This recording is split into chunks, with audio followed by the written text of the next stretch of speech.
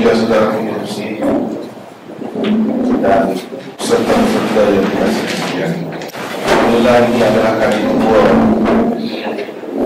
untuk kuliah Sahih Muslim yang kedua ini mukadimah. Sedikit banyak kita telah bincangkan tentang Imam Muslim dan kitabnya Sahih Muslim. Saya telah sebutkan dahulu ini yang kita akan baca seterusnya adalah yang saya buat. Kalau nak baca yang asal ni boleh juga, mana-mana yang ada Muslim yang asal mungkin tidak ada terjemahan. Kalau ada terjemahan lain, sebenarnya yang kita nak bincangkan ini, nak belajar ini adalah mukhtasar Sahih Muslim, bukan Sahih Muslim yang lengkap dan sangat-sangat ini, bukan. Kemudian yang mengandungi segala mutaba'at syawahid, ya, tidak.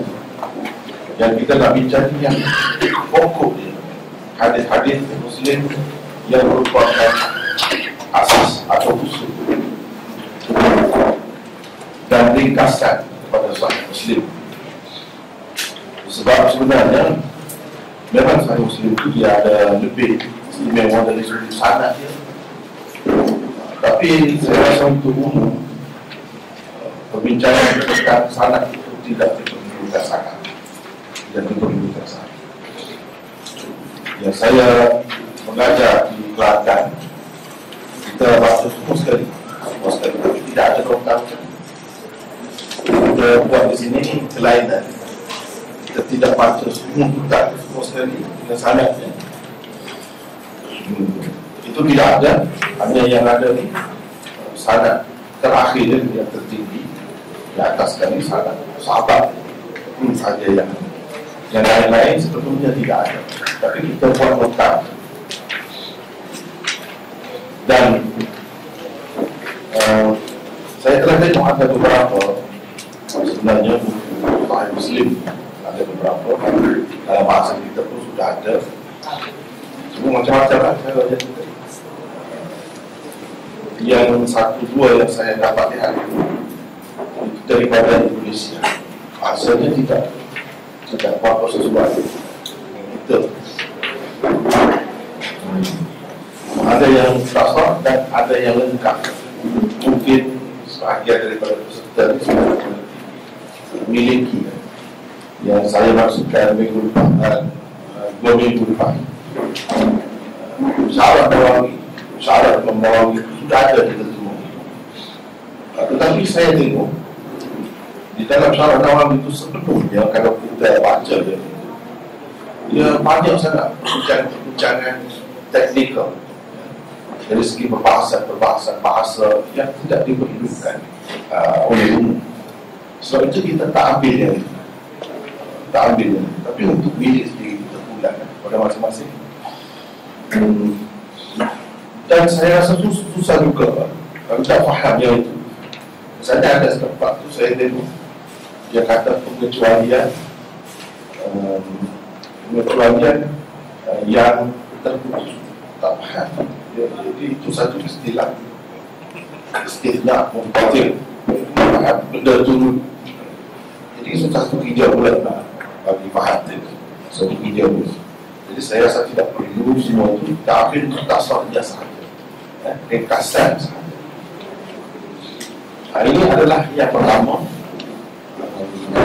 Lebih kurangnya macam terjemahan mantannya sajalah, cuma ada sedikit nota yang ringkas.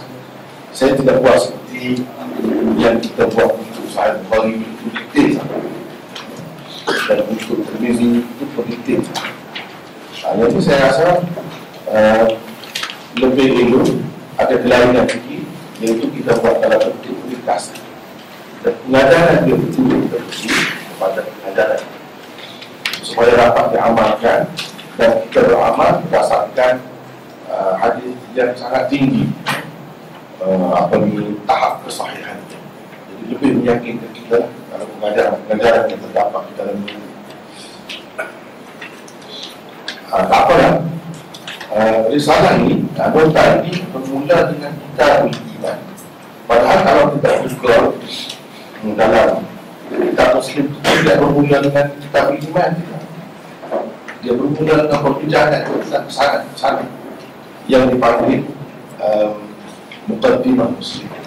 Dengan sebab itu kita bincangkan Muqaddimah Muslim itu secara berasing.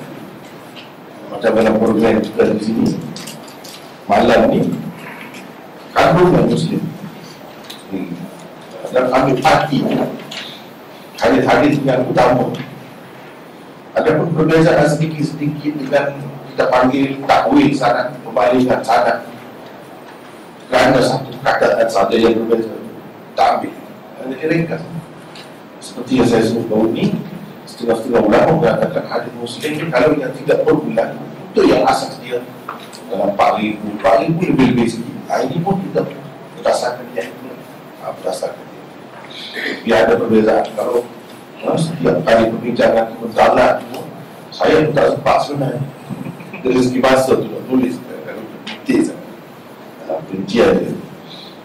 Jadi sebelah petang besok itu perbincangan tentang Muqaddimah Muslim.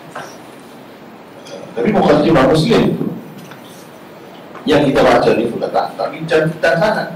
Muqaddimah Muslim itu banyak bincang tentang sanad.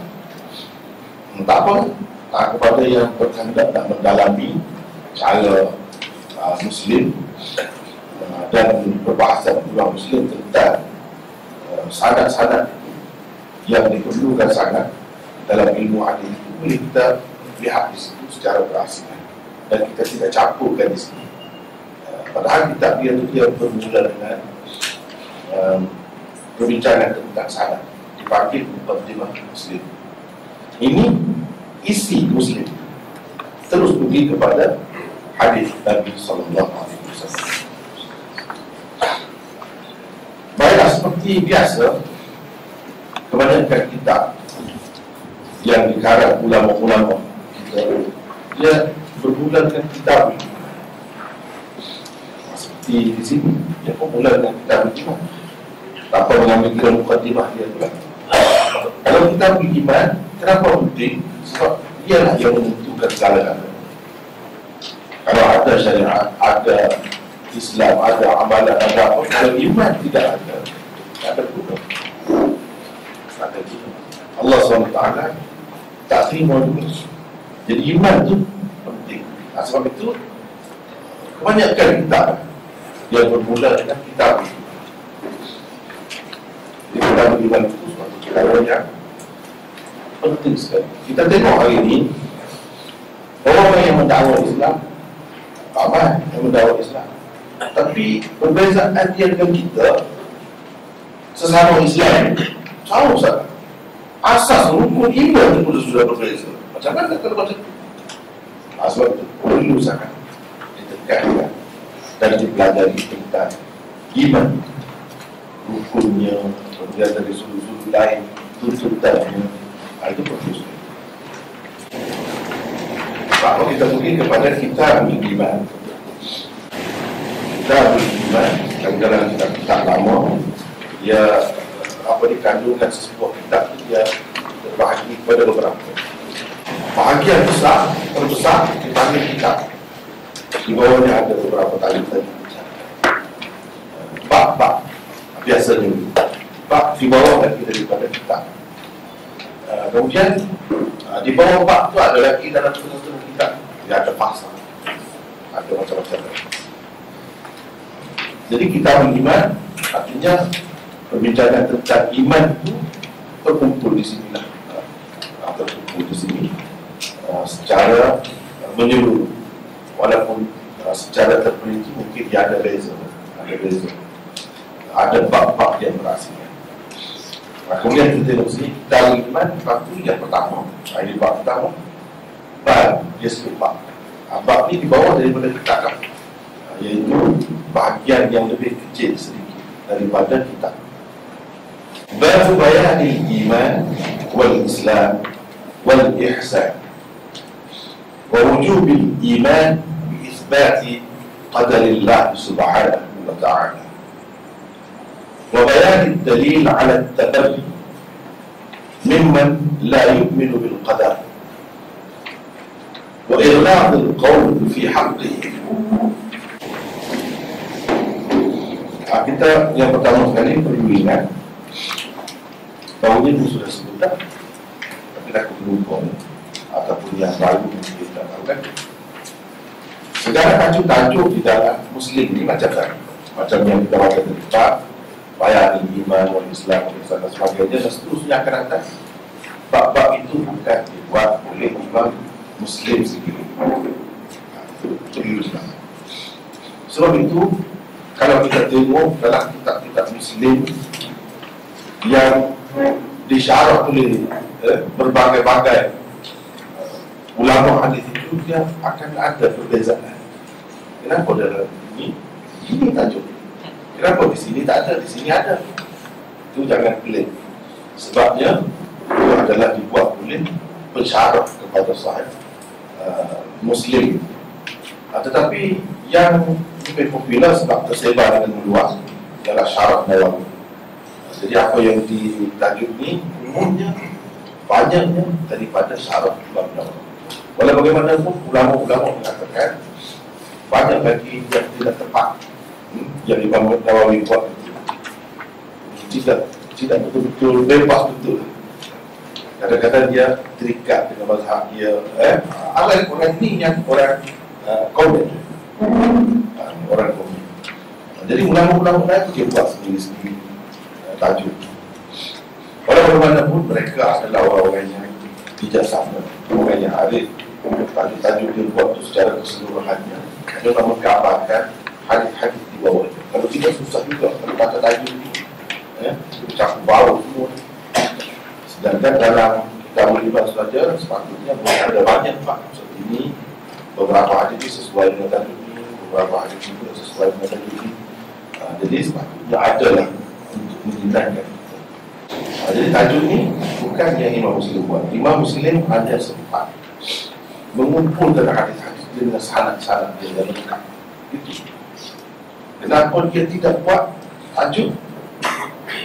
Kira-kiranya bagi saya yang kita tengok syarah-syarah Muslim pun, dia tidak sempat. Dia tak sempat. Kalau dia ada masa mungkin dia buat, tapi dia tak sempat. Begitulah kerja-kerja di kadang-kadang terhenti itu tidak sempurna.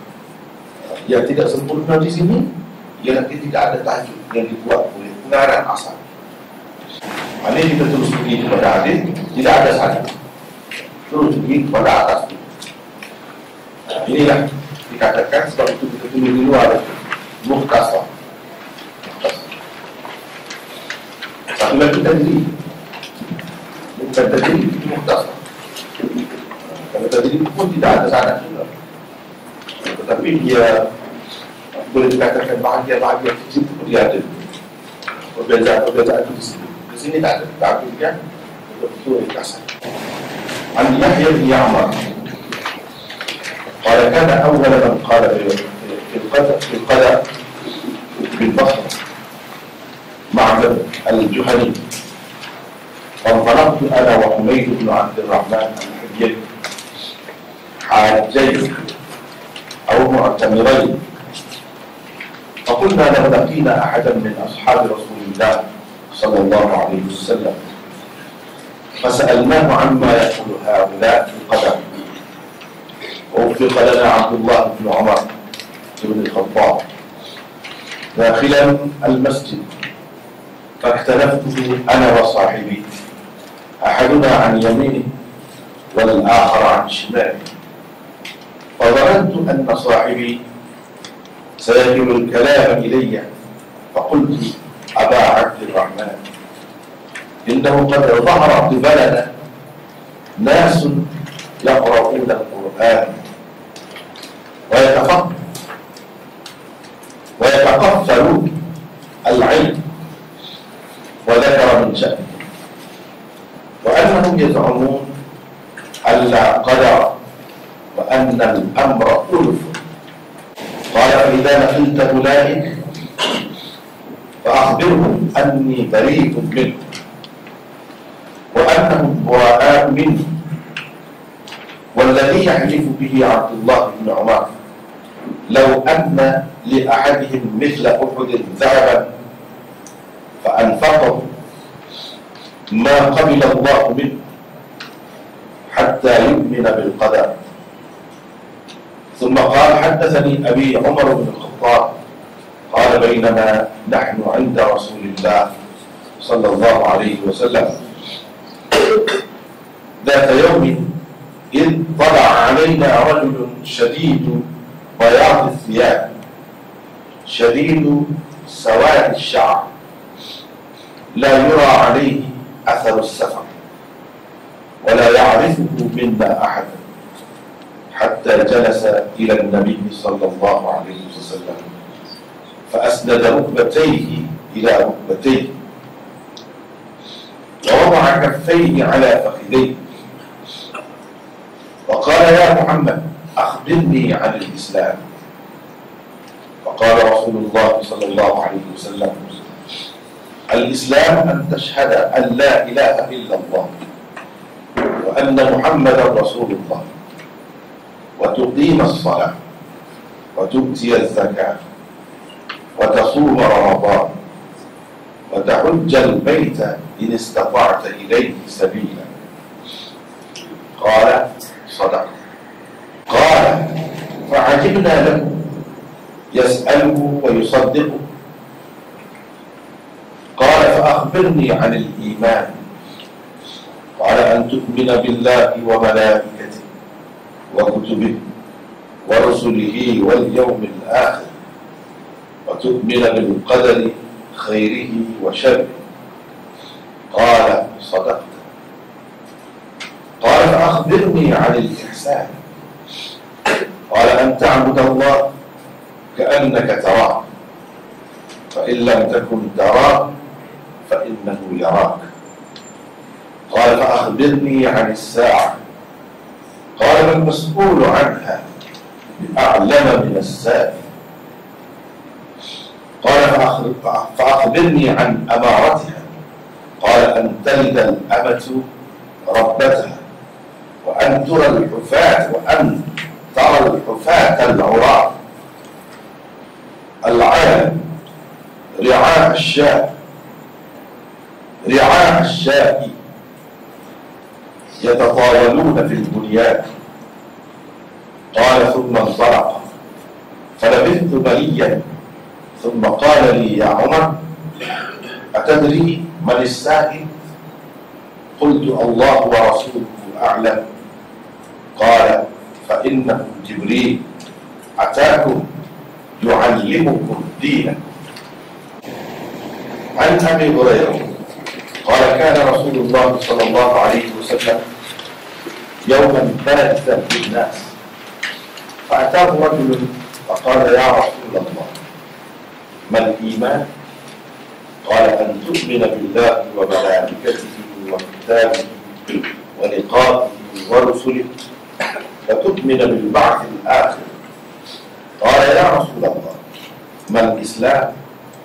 قال: الإسلام أن تعبد الله ولا تشرك به شيئا وتقيم الصلاة المكتوبة وتؤدي الزكاة المفروضة وتصوم رمضان.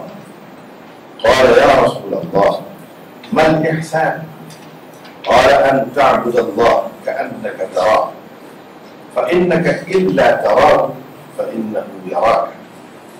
قال: يا رسول الله متى الساعة؟ قال: ما المسؤول عنها بأعلم من السائل، ولكن سأحدثك عن أشراطها. إذا ولدت الأمة ربها وذاك من أشراطها، وإذا كانت العراة الحفاة نفوس الناس وذاك من أشراطها، وإذا تطاول رعاة البهر في البنيان وذاك من أشراطها. في 5 لا يعلمهن إلا الله.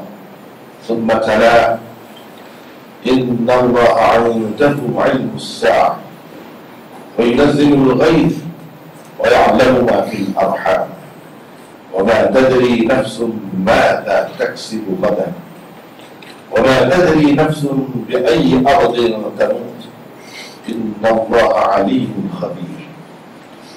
قال ثم أدبر الرجل فقال رسول الله صلى الله عليه وسلم ردوا علي الرجل فأخذوا ليردوه فلم يروا شيئا. فقال رسول الله صلى الله عليه وسلم هذا جبريل جاء ليعلم الناس دينه. Seperti saya sebut tadi, kalau kita baca terjemahan dulu, bab penerangan tentang iman, Islam, ihsan dan kewajiban beriman tentang adanya takdir Allah Subhanahu wa ta'ala, dan keterangan dalil yang menunjukkan kepada berlepas diri daripada orang yang tidak beriman dengan takdir dan bersikap tegas terhadapnya. Jadi ada beberapa yang tidak berbaik terhadap mereka. Yahya bin Ya'mar meriwayatkan katanya, orang pertama yang membicarakan tentang takdir di Basrah ialah Ma'bad al-Juhani. Pernah aku dan Umayyah bin Abdul Rahman al-Himyari berangkat menunaikan ibadat haji atau umrah. Kami berdua sepakat kalau bertemu dengan salah seorang sahabat Rasulullah SAW, kami akan bertanyakannya tentang masalah takdir. Kebetulan pada ketika itu Abdullah bin Umar bin Al-Khattab masuk ke dalam masjid. Kami terus mendekati dan menghampiri. Seorang di sebelah kanan dan seorang lagi di sebelah kiri dia. Aku mengira temanku akan menyerahkan kepadaku untuk berbicara. Kerana itu aku berkata, wahai Aba Abdurrahman, sesungguhnya telah muncul di hadapan kami, di sebelah kami, di kalangan kami, orang-orang yang membaca Al-Quran dan para ilmuwan. Mereka tidak mempercayai takdir. Mereka menganggap semua hal berjalan begitu saja.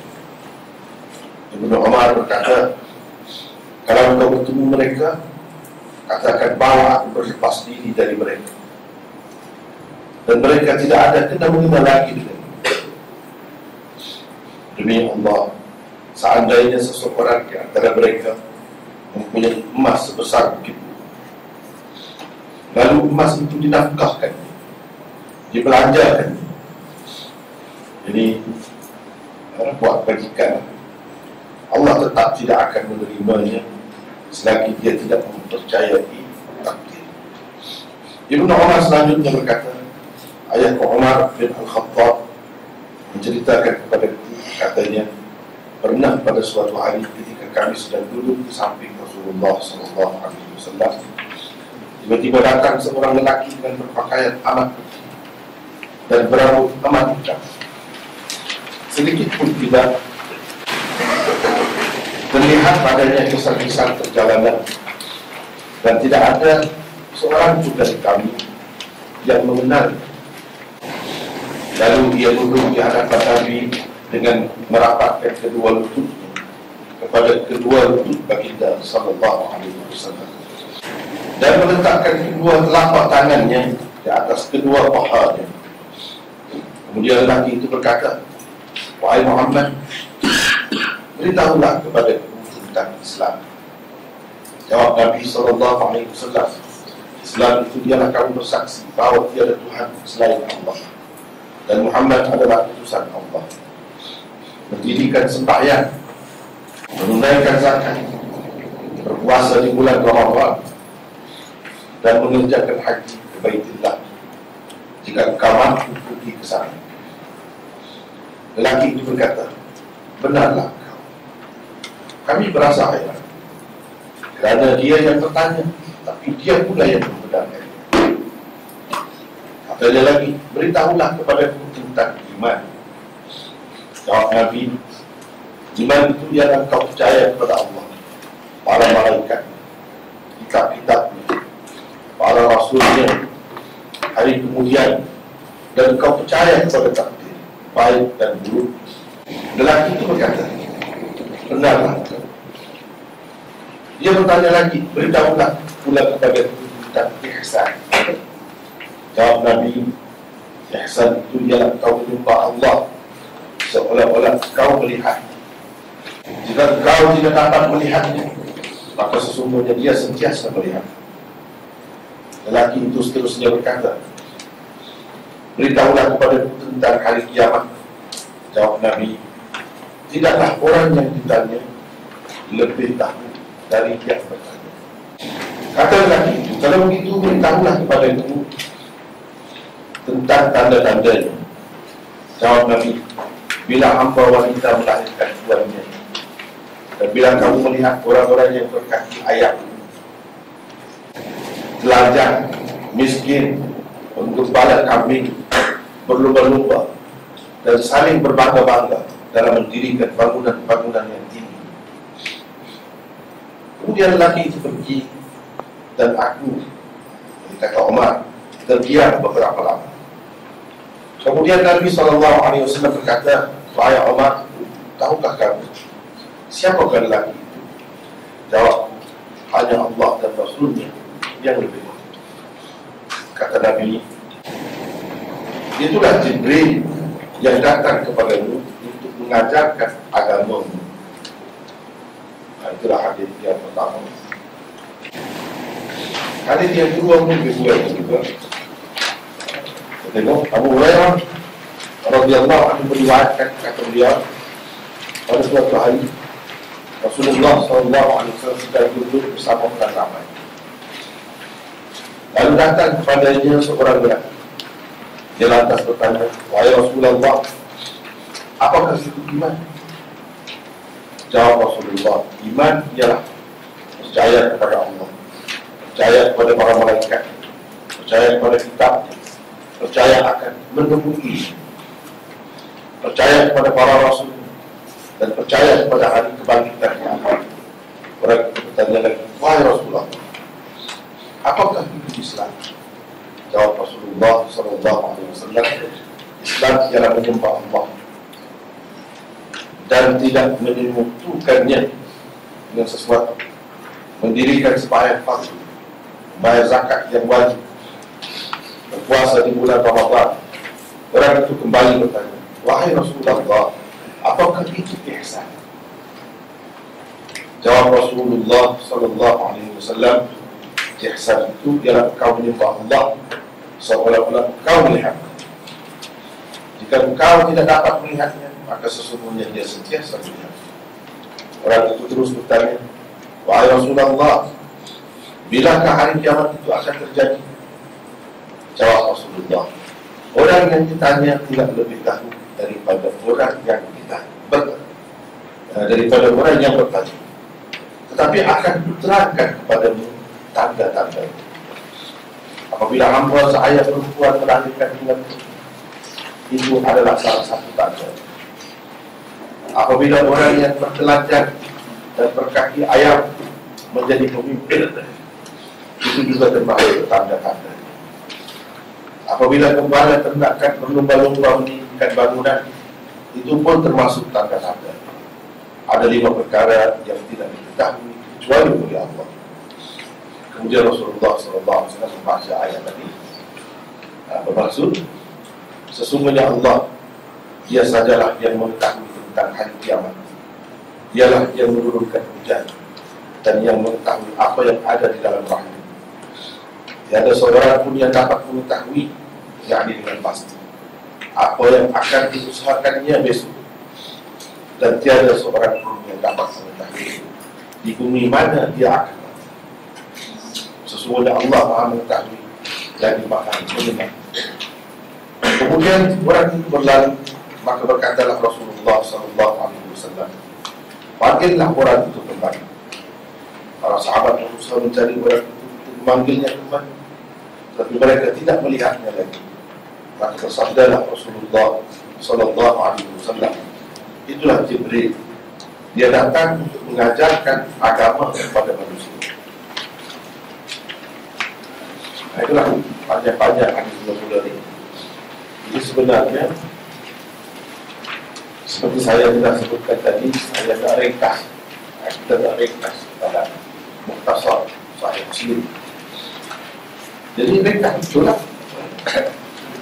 Hadis ini sebenarnya kita telah bincang panjang seperti Mishkat, cara Mishkat kita ada. InsyaAllah akan kita bawalah nota-nota yang sahabat Mishkat yang Bukhari dan Tirmidzi akan ada juga di sini. Setakat ini tak sempat lagi. Jadi mungkin boleh tengoklah kalau di sini tak lengkap, kurang lengkap sikit tengok di sana. Kalau di sana kurang tengok di sini. Kalau boleh tengok semua. Kita akan dapat maklumat semua. Jadi tak perlu nak ulang yang sudah ditulis tentang bulan-bulan di sini. Jadi di sini maksudnya ringkas. Dalam syarah Mishkat, kalau kita baca dalam hadis Mishkat, hadis ini juga hadis yang pertama ni, tetapi bahagian permulaannya itu tidak ada. Yang ada terus riwayat daripada Umar bin Al-Khattab. Umar bin Al-Khattab meriwayatkan sebahagian yang kita baca tadi, terjemahan itu sudah dibaca. Bahagian awalnya itu tidak ada. Ini bermakna hadis itu sebenarnya yang ini yang lengkap tadi. Tapi hadis itu sudah diringkaskan. Mukhtasar lah juga, jadi mukhtasar. Diambil satu bahagian. Sebab Ibn Umar itu bukan dia meriwayatkan secara langsung daripada Nabi SAW. Dia meriwayatkan daripada ayah dia. Dalam Mishkat disebutkan terus daripada ayah dia. Jadi cerita ini cerita yang berlaku kepada dia. Macam mana dia tak boleh cerita hadis ni daripada ayah dia? Macam mana kalau belakang ni ada sedikit. Itulah beza. Dan dalam Mishkat itu pun dia sebut ini pun hadis Muslim. Padahal kita tengok hadis Muslim yang lengkap macam ni, bermakna banyak berlaku ikhtisar, ataupun dipanggil hadis mukhtasar di dalam kitab-kitab hadis. Kita tengok kita tempat asalnya ada, di sini tidak ada. Dia sudah ringkas. Perbuatan meringkaskan macam itu dibolehkan. Sebab apa? Ini sebenarnya termasuk dalam musnad atau masanid Umar, bukan musnad Ibn Umar. Jadi betul juga kalau begitu. Kalau dalam Mishkat itu dia riwayat daripada Umar tu, bila riwayat daripada Umar tak ada cerita datang belakang di Basrah apa dia cerita, dia cerita, tanya dia, tak ada. Tapi ini dia ambil daripada awal. Itulah cerita. Tajuknya menyatakan iman dan Islam dan ihsan. Itulah dalam hadis ini. Iman, Islam, ihsan. Dan kita dapati apa yang disebut itu sebagai rukun. Kebanyakannya kalau disebut pasal iman, Islam dan ihsan itulah. Kemudian dalam setengah-setengah hadis ada perbezaan sedikit sebanyak. Di sini ada sebut ini, tak ada sebut ini. Itu tidak yang asas. Tak sebagai tambahan, termasuk juga dalam iman. Misalnya, beriman bertemu dengan ini. Sedangkan dalam rukunnya tidak ada. Yang kita kebanyakan yang betul-betul asas. Kalau pasal iman ni, hadis-hadisnya menceritakan tentang rukun. Begitu juga dengan Islam. Kadang-kadang dalam setengah-setengah hadis dia tidak sebut rukun Islam. Yang dia sebut ajaran Islam. Antara ajaran Islam, antara kalau iman, antara yang perlu diimani, yang perlu ini, walaupun rukunnya ada tertentu, ini juga perlu diimani, dipercayai. Itu maksudnya itu. Dengan dirinya kenapa tidak tetap sekali-kali. Yang asasnya yang ini, yang sebut sebagai rukun iman yang kita maklum sebagai rukun iman atau Islam, itulah yang asas dan kebanyakan. Yang lain-lain lagi sebagai tambahan, sebagai tambahan. Dan kewajiban beriman tentang takdir, percaya kepada takdir, percaya kepada takdir Allah Subhanahu wa Ta'ala. Jadi ini ada masalah walaupun Islam. Ramai yang tidak percaya kepada takdir, misalnya Mu'tazilah, Jahmiyah, Syiah tak percaya kepada takdir. Kalau kita tengok dalam akidah Syiah, rukun iman dia tak ada percaya kepada takdir. Bahkan dia membantah kita. Sebab itulah dalam hadis-hadis dia jelas, dan sahabat-sahabat yang mengambil sikap tegas dalam masalah ini. Kadang-kadang kalau kita berhadapan dengan mereka, baca buku-buku yang disebarkan oleh mereka, mungkin kita keliru juga. Sebabnya yang disebut percaya kepada Allah, malaikat, kitab, itu disebut 5 dalam Quran. Takdir itu tak ada sebut itu. Dia itu boleh mengikut. Padahal berapa banyak cerita ataupun yang disebut dalam Quran takdir sebagai akidah banyak sekali, cuma tidak terkumpul sekali. Yang terkumpul sekali dalam hadis. Jadi masalah mereka ni tidak percaya kepada hadis itu. Kita ni yang percaya kepada hadis itu kena tiba. Walaupun tidak sebut betul dalam Quran, tidak ada sebut yang terakhir percaya kepada takdir itu, kita kena terima itu juga sebagai rukun iman berdasarkan hadis. Selain daripada itu, kalau tidak kerana hadis dalam Quran, ulama ada, kita kena percaya. Semua nak jelas sebagai rukun. Kalau tak kira begitu, yang lain-lain dia tak ada sebut. Ini rukun iman dalam Quran. Jadi itu keperluan. Yang kita kata tak ada usul bersama. Jadi dia tidak rukun iman. Yang lain tak ada sebut rukun iman. Tak ada juga. Jadi dengan sebab itu kita kena merujuk kepada hadis. Kalau merujuk kepada Quran sahaja, tak ada panduan daripada sahabat dan hadis Nabi, boleh jadi seseorang itu tergelincir, melencong daripada jalan yang sebenar. Dan orang yang tidak percaya kepada takdir, sikap kita orang Islam, tengok sikap sahabat yang dibuat oleh Imam Nawawi, mesti kita berlepas diri. Jangan anggap dia sama dengan kita, sama dengan dia, walaupun dia mengaku Islam. Yang lain-lain semua dia percaya, tapi yang ini kita tak percaya kalau ada ini saja berbeza. Jangan kita kata ialah nak kata dia kafir itu, tak perlu kata. Tapi hakikatnya kita kena yakin bahawa itu tak sempurna. Ini bukan orang Islam. Bukan Islam kalau tak percaya kepada takdir. Sampai itu saja. Berlepas diri daripada orang yang tidak percaya kepada takdir dan bersikap tegas terhadap. Kita tak boleh main-main dalam masalah ini. Sebab bila itu masuk dalam akidah. Macam Syiah kan, orang tak faham. Kadang-kadang dia kata sama dengan kita. Semaya ya, banyak kali lah support kita. Bahkan kadang-kadang dituduh kepada kita lebih lagi daripada kita. Tapi kita perlu faham, apabila seseorang itu dia menolak ma'ulima minad-din bil-darurah, sesuatu yang semua orang tahu ini bukan, tiba-tiba dia tolak betul, maka dia jadi rusak. Dia sama dengan Islam betul. Walaupun yang lain-lain sama, katakan yang lain-lain sama, banyak tak sama. Katakanlah yang lain-lain semua sama, yang ini saja tidak sama, dia tidak percaya kepada takdir Islam. Dan ini takdir ni yang berkait dengan rukun iman itu sudah paling asas. Di situ pun sudah berbeza. Di mana kita percaya, dia tak percaya, sudah berbeza. Dan kira-kira masalah hukum-hukum itu semua orang tahu. Imam apa? Kalau tak tahu tu tak kira ada yang jahil sangat. Nama saja keturunan saja Islam tak rafi ada. Tapi kalau orang yang belajar sikit sebanyak, yang tahu tentang Islam, yang akan tahu benda itu, itu dikatakan ma'ulima minad-din bil-darurah. Sesuatu yang diketahui sebagai agama. Semua orang dengan mudah. Tak perlu belajar banyak, tak perlu fikir lama.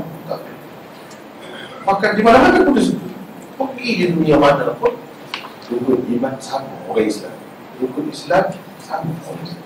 Tiba-tiba ada satu golongan yang berdakwah Islam, dia kata takdir bukan rukun iman. Tak ada dalam sejarah rukun iman itu tak ada. Itu bukan kalangan kita, bukan kalangan kita. Tengok di sini, berlepas diri. Berlepas diri maksudnya tidak anggap dia orang Islam.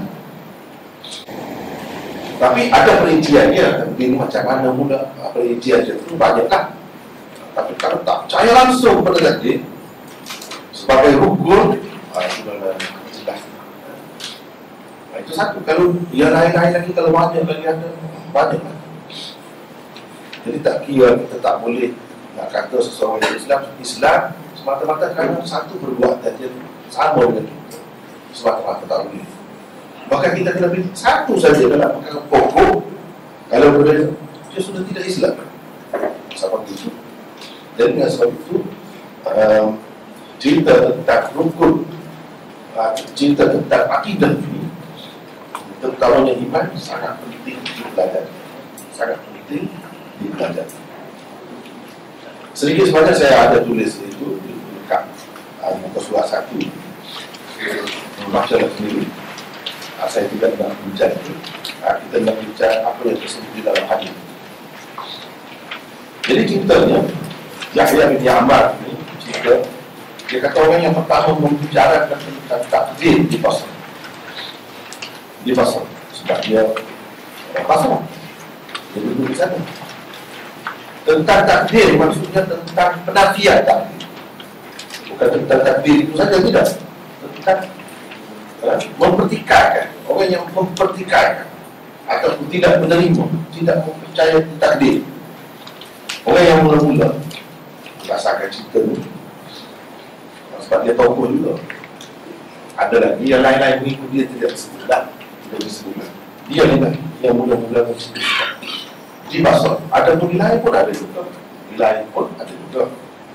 Setengah-setengah ulama kata mula-mula timbulnya di Mekah, bukan di Basrah. Tetapi ini masalah fikiran manusia, dia boleh ada di mana-mana. Masalah takdir. Kadang-kadang kita tengok macam tak ada kena-mena dengan Tuhan itu tadi. Sebab kita sendiri buat.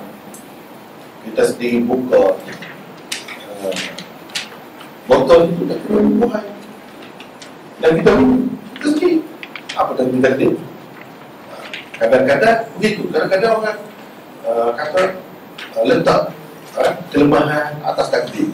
Tak mahu mengaku salah, tak mahu mengaku apa yang kita tak betul, tak atas takdir. Ada juga begitu. Jadi ramai lah. Ada yang dia kata percaya kepada takdir menyebabkan jadi lugu lah, macam-macam. Jadi benda ni perlu dipahami dengan baik. Dengan baik. Pernah aku dan Umayyah bin Abdul Rahman Al-Himyari berangkat menunaikan haji, ibadat haji atau umrah. Atau tu bukan orang yang cerita sendiri, dia tidak pasti. Dia pasti. Cuma yang tidak pasti ni perawi yang tidak dikemukakan di sini. Dia nak sampai kepada Yahya bin Ya'mar, dia sudah ada mata-rantai. Salah kita bagi. Salah seorang daripada mereka yang tak pasti. Begini nak buat ibadat juga lah. Haji atau umrah, dia tak pasti. Itu sebut atau dipanggil syak perawi. Kalau atau begini dalam istilah syak perawi. Perawi dia mana-mana lah. Dalam mata rantai itu ada itu mana-mana daripadanya, dia tak pasti. Dia ataupun dia tak berapa ingat, dia akan guna atau. Dia berpanggil atau lisyak untuk menunjukkan syak. Siapa syak? Orang dia. Bukan Ya'mar. Kalau Ya'mar itu sendiri, dia tidak syak kerana dia sendiri yang tidak buat, dia tahu dah buat apa. Jadi syak ni orang lain di bawah. Cuma tidak disebutkan sini. Dengan sebab itu kadang-kadang bila kita baca terjemahan begini, dia nak buat apa? Dia tak kata nak pergi buat haji kata umrah. Kita kena faham itulah. Sebab kitab ini dia ringkas. Banyak dibuat salah-salah dia. Yang ragu di sini, yang tidak pasti di sini, salah seorang perawi. Salah seorang perawi. Bukan dia terlibat. Kami berdua sepakat jika bertemu dengan salah seorang sahabat Rasulullah SAW, kami akan bertanya kannya tentang masalah takdir. Jadi betul kalau orang yang percaya macam ni, boleh menolak takdir, Islam dan juga ada macam mana, boleh pakai tak? Kira-kira dia sudah tahu, tapi dia tak tahu daripada orang yang lebih daripada dia. Kalau tidak dia tidak tidak timbul tak masalah. Ini timbul masalah. Dia tahu tak. Cuma dia tak pasti daripada orang yang lebih alim daripada dia. Dan supaya dia dapat cinta kepada orang lain, bukan dia tu. Orang yang lebih hebat daripada dia. Sahabat pun kata tentang masalah takdir. Kebetulan pada ketika itu Abdullah bin Umar bin Al-Khattab masuk dalam masjid. Kami terus mendekati dan mengapit. Jadi dua orang ni sebelah ni, duduk sebelah ni, seorang ni duduk sebelah ni, dua orang kawan. Dia giring Ibnu Umar. Giring Ibnu Umar. Jadi kata Yahya ni, dia kata, aku kira, saya mengira teman kawan dia, iaitu Humaid, akan menyerahkan kepadaku untuk berbicara. Jadi ada nokta reka-reka bawah tu. Dia kira mesti kalau dia tu akan serah kepada dia untuk nak tanya. Kadang-kadang kita segan juga kan, kalau orang-orang yang kita tidak biasa, orang terlalu hebat sangat pada kita, tanya pun kita serba salah. Kadang-kadang kita jadi berdebat, tak biasa. Jadi dia kata mesti dia akan serah kepada saya untuk bercakap. Sebab dia tahu kan, kadang-kadang orang yang berdebat ni macam-macam sebab dia lebih malu juga, ataupun dia bercakap tidak lancar, macam-macam. Atau ilmu dia tu terlalu kurang ke nak banding dengan yang seorang lagi. Itu cerita. Jadi kerana itu aku berkata, jadi sebab apa dia cerita? Takut nak ajar kepada kita sebenarnya di sudah tidak ada banyak kan. Jadi kalau kita bersama dengan kawan kita, janganlah kita ke depan sangat. Saya tak berimbang, tak bagi keluar kepada dia. Kecuali kalau kita tahu memang dia nak kita bercakap. Jadi dia ni tanya, bukan sesuka hati dia, tanpa memikirkan tentang kawan dia. Dah, tanpa memberi peluang kepada kawan dia. Sepatutnya kita tanya lalu cakap dia. Itulah dari segi adabnya. Jadi kira dia sudah maklum. Tak boleh lah kira dia kalau pergi dua atau berapa orang suka-suka hati macam tak boleh ni. Sepatutnya dia ada adab. Macam di sini dia sebut apa yang dia faham. Jadi kawan dia pun tentu setuju dengan dia.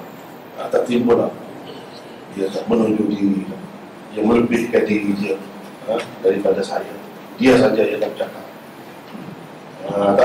Tak boleh. Sebab itu dia sebut gini, wahai Aba Abdul Rahman, sesungguhnya telah muncul di kalangan kami, di sebelah kami, atau di hadapan kami, boleh sebut. Jadi ini orang Arab biasa dia sebut dengan panggil dunia, panggilan dia, nama panggilan kunyah. Kalau kita baca apa-apa yang orang Arab dia sebut ayah kepada sekian-sekian, anak dia dalam apa, ayah kepada Muhammad disebut. Si isteri pun nak panggil suami dia, dipanggil itu ayah kepada, misalnya anak dia Muhammad, ayah kepada Muhammad tu, dia kata yang lelaki itu suami dia kata kepada isteri dia, ibu kepada Muhammad. Itu cara dia menggunakan bahasa. Jadi ini termasuk dalam cara dia, budaya. Atau kita jangan guna begitu kan. Orang-orang yang membaca Al-Quran dan para ilmuwan, jadi kira dia mereka ni orang Islam juga. Dia bukan tolak Islam, dia baca Quran. Dan dia orang pandai ni, yang menafikan takdir ni macam-macam. Dia tanya, mereka tidak mempercayai takdir. Mereka menganggap semua hal berjalan begitu saja, tanpa ditentukan oleh Allah, tanpa ditetapkan oleh Allah, tanpa diketahui oleh Allah. Itulah paling dulu. Dia kata Allah SWT ni dengan manusia, dia tak tahu, ataupun lain-lain lagi benda yang berlaku, dia tidak tahu terlebih dahulu, kecuali setelah berlaku baru dia tahu. Seperti kita banyak kalau kan kita tak, kalau kita fikir antara kita ramai-ramai hadirin dan hadirat yang ada, katakanlah belum kahwin, kita nampak muka Jadi macam mana? Seperti orang yang sudah kahwin, jadi dia sudah nampak lah. Dia nampak ada kita ni kalau yang belum nampak. Tak tahu berapa orang kita akan dapat. Jadi Allah ni lebih kurang macam itu juga. Selepas dapat, Allah tahu. Ini kadang-kadang akidah Syiah dia panggil akidah badan. Akidah rosak. Jadi kepercayaan buang-buang ni dia kat awal tau. Tak percaya kepada takdir ni dengan aktif menafi ilmu. Jadi Allah tidak tahu sebelum sesuatu itu terjadi. Dia baru tahu apabila benda itu benar atau terjadi. Kita kalau macam itu sama lah dengan kita kan. Kita pun tahu juga macam itu. Jadi yang menafikan takdir ni dan Allah tidak tentukan apa-apa. Kita sendiri yang menentukan. Kita sendiri yang menentukan. Itu kepercayaan mereka. Tak ada kena-mengena langsung dengan Allah. Tak ada kena-mengena langsung dengan Allah. Kita sendiri yang inilah saya tulis dalam cara Mishkat. Imam Abu Hanifah berhadapan dengan hukum. Susah juga kadang-kadang kalau kita guna ayat guna hadis, kadang-kadang tak sampai ke hati dia, tak masuk dalam hati. Imam Abu Hanifah dia guna logik, kadang-kadang dia guna macam apa dia kata? Dalam cara Mishkat saya ada tulis. Jadi dah nak tengok situ lah. Tak perlu diulang. Jadi kita sebut di sini ya, oleh kerana tak ada di sini sebab benda itu penting ya. Dia kata apa? Mudah ya nak tahu takdir ni Allah atau tidak, atau kita yang menentukan, mudah saja. Macam mana?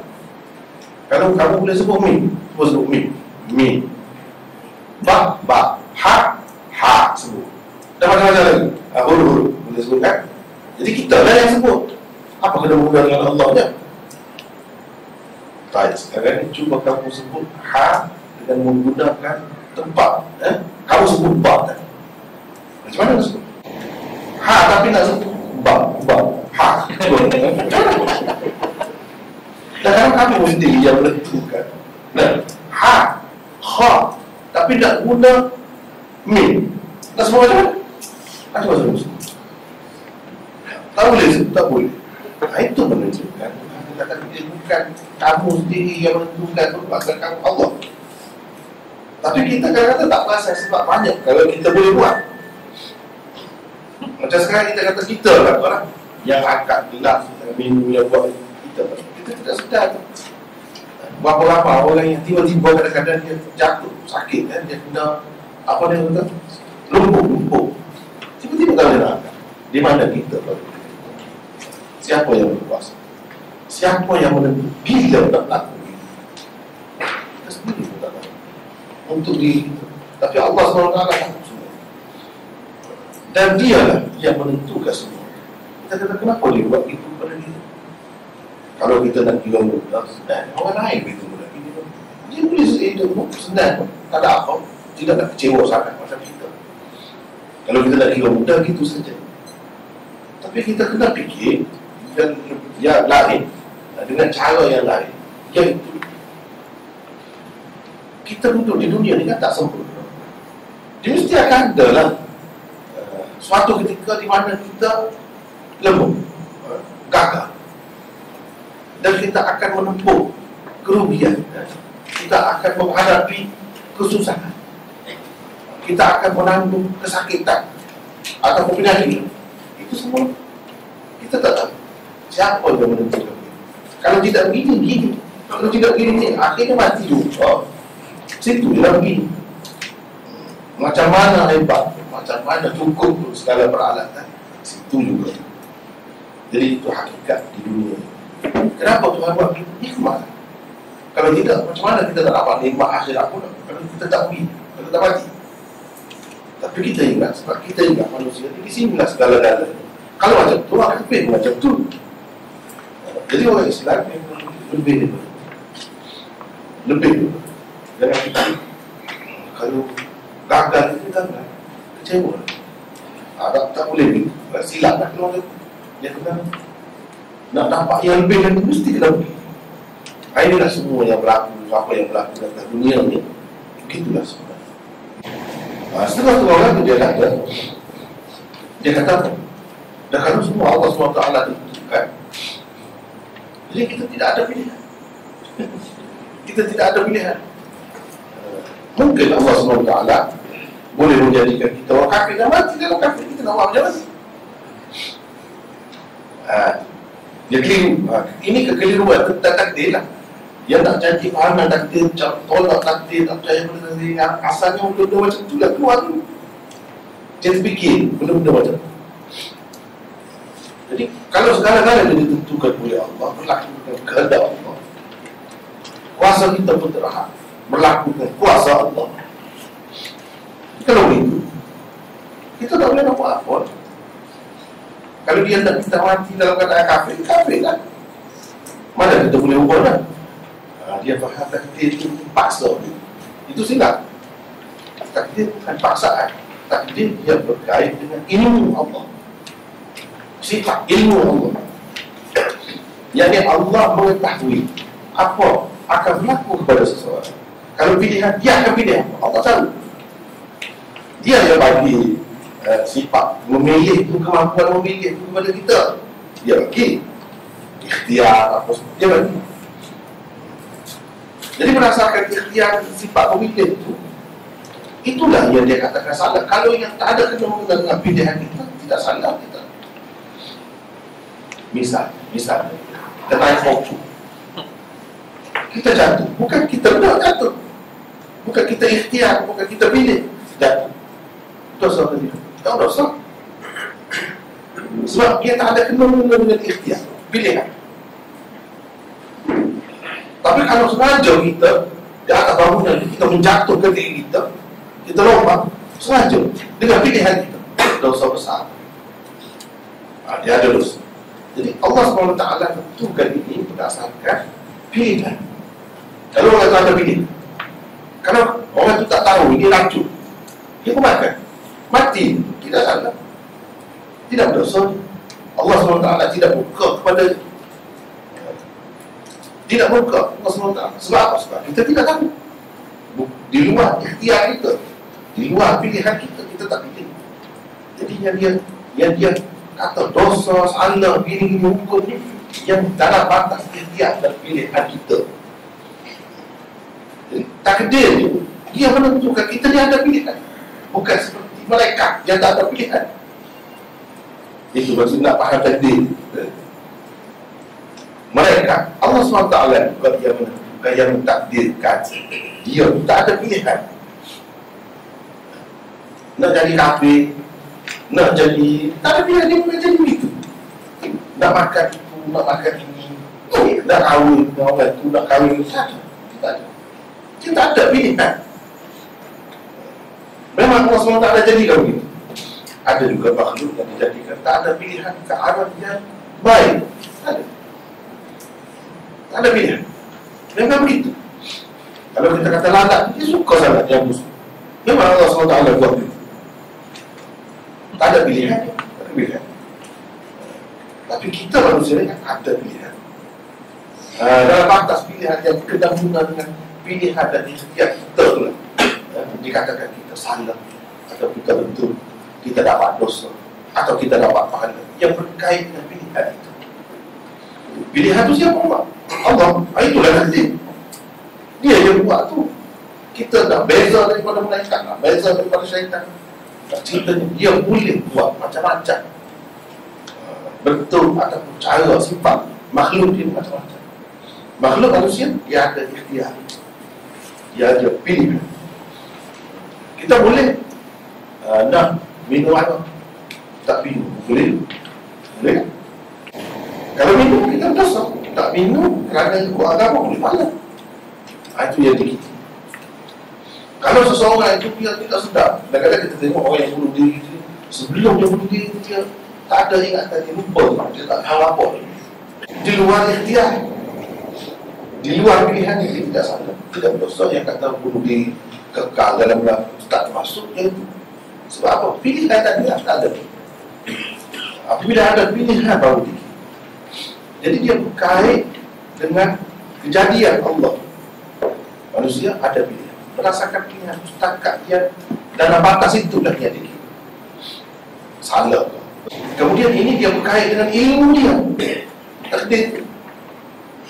Jadi Allah tak macam sekarang ni kita pisah, pisah,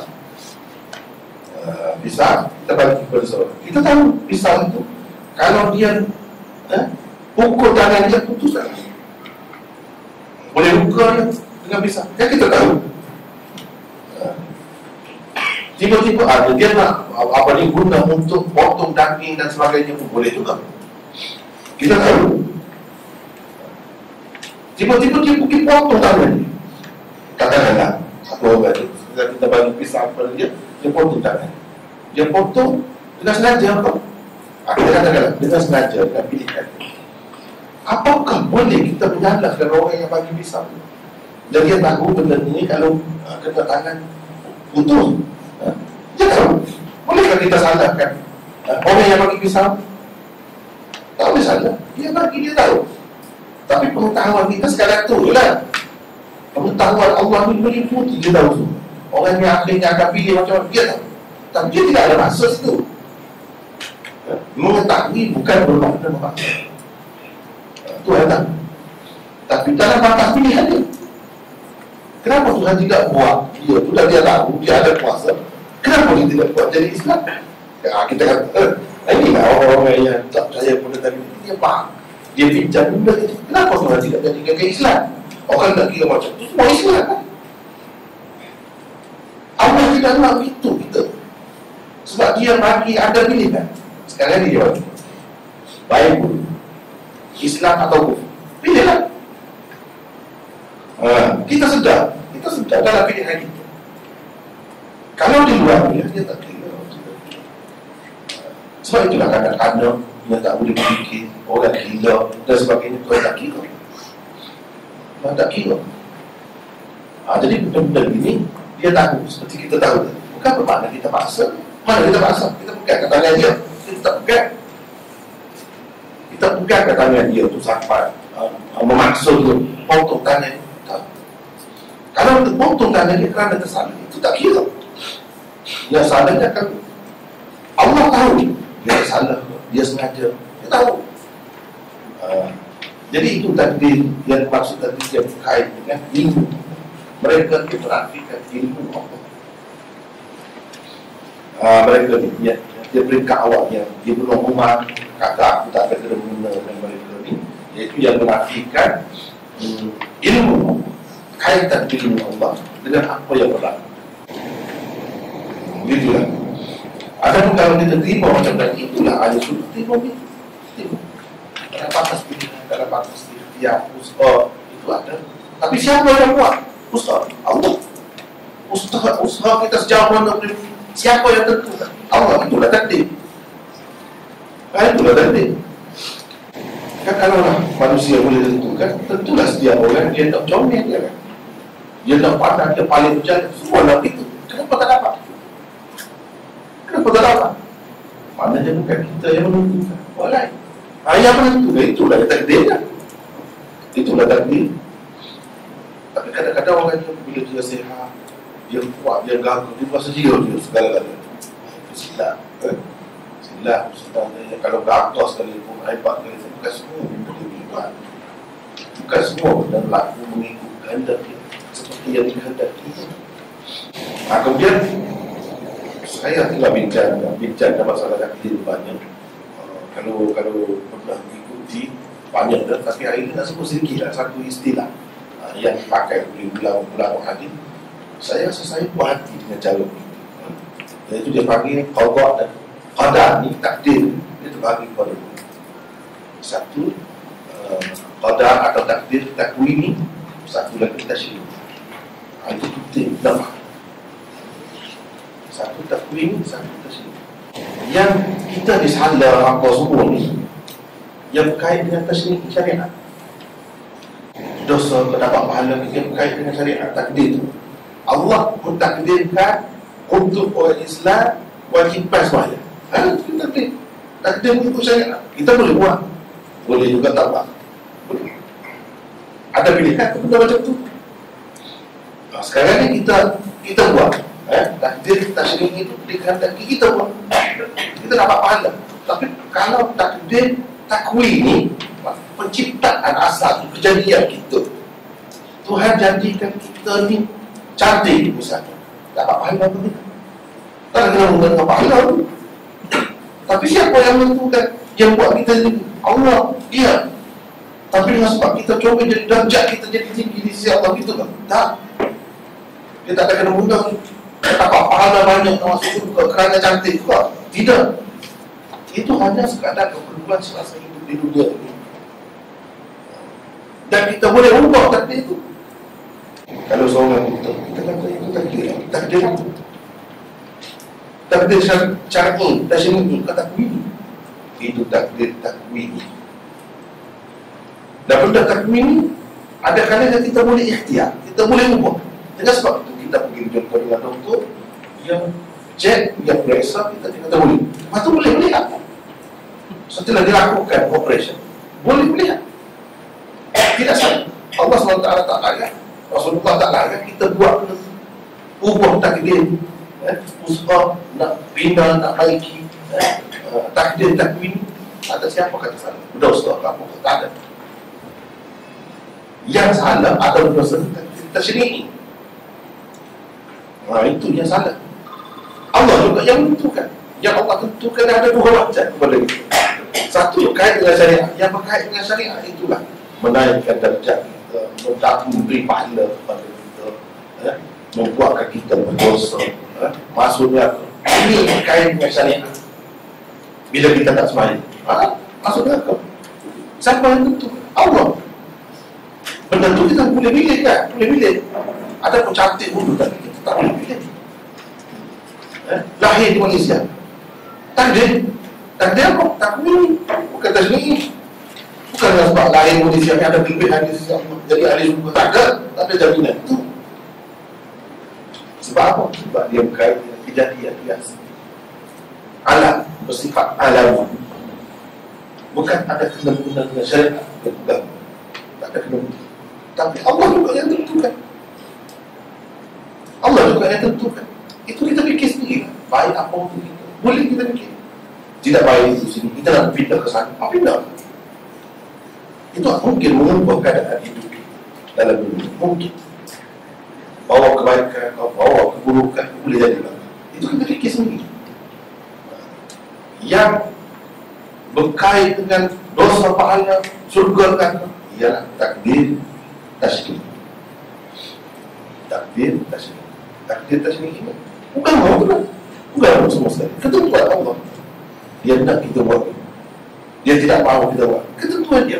Kalau kita langgar yang itu, tak sesuai seperti yang dikatakan dia, di situ kita kena salah. Kalau buat ikut dia kata, kita tak apa-apa. Ada pun takwini tidak begitu. Dia tak ada kena guna.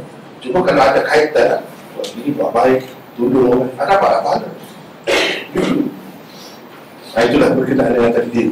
Jadi ulama banyak bincang tentang takdir, itu tidak salah. Bukan tak boleh nak bincang tentang takdir, boleh bincang. Bagi saya rasa lebih mantap dan lebih tenang jiwa kita fikir macam tadi. Sebab kadang-kadang orang dia kata takdir itu tentuan apa ikut dia lah. Macam seorang tu dia ada ayat, ikut dia lah, dia tak ambil yang mana, dia nak sembilan ikut dia. Jadi macam tu saja. Itu boleh menimbulkan dia tak tenang.